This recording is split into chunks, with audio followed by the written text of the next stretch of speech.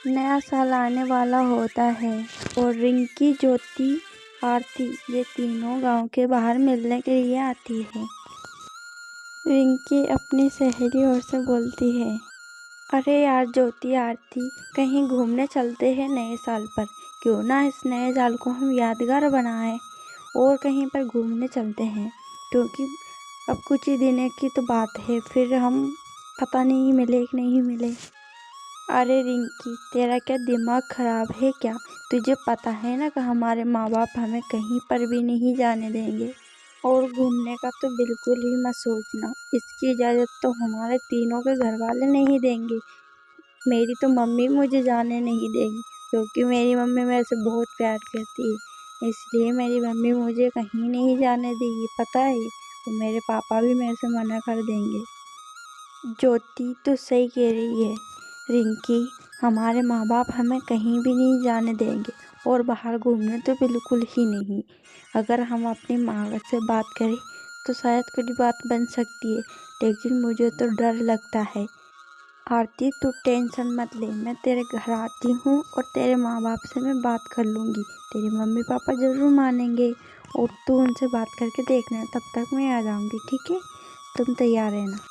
रिंकी अपने घर जाकर अपने मम्मी पापा के सामने घूमने की बात कहती है। रिंकी कहती है कि पापा, नए साल पे हमें घूमने के लिए जाना है और मेरी सहेली भी मेरे साथ जा रही है। रिंकी के मम्मी पापा कहते हैं कि ठीक है बेटा, लेकिन ध्यान से जाना और अपना ख्याल रखना।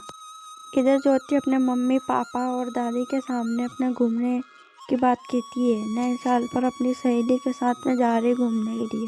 ज्योति की मम्मी पापा दोनों हाथ खींच देते हैं और बोलते हैं, अपना ध्यान रखना और जल्दी आ जाना।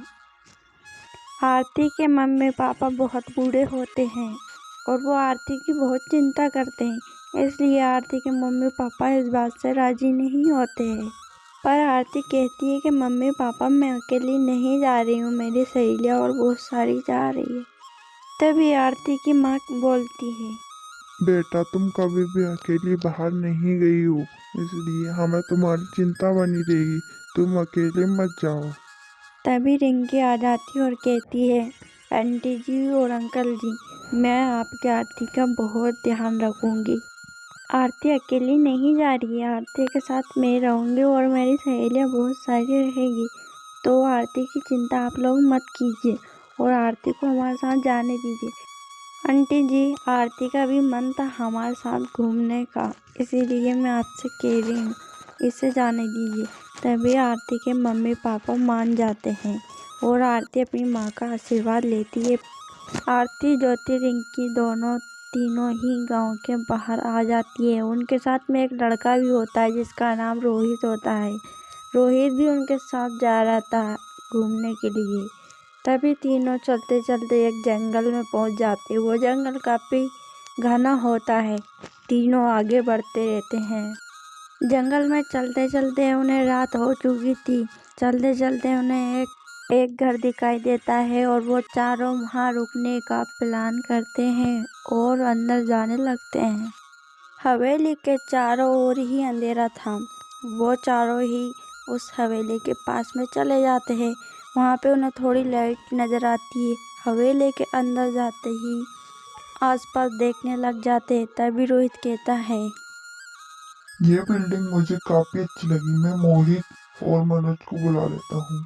पार्ट 2 देखने के लिए चैनल को सब्सक्राइब कर देना और वीडियो को लाइक कर देना।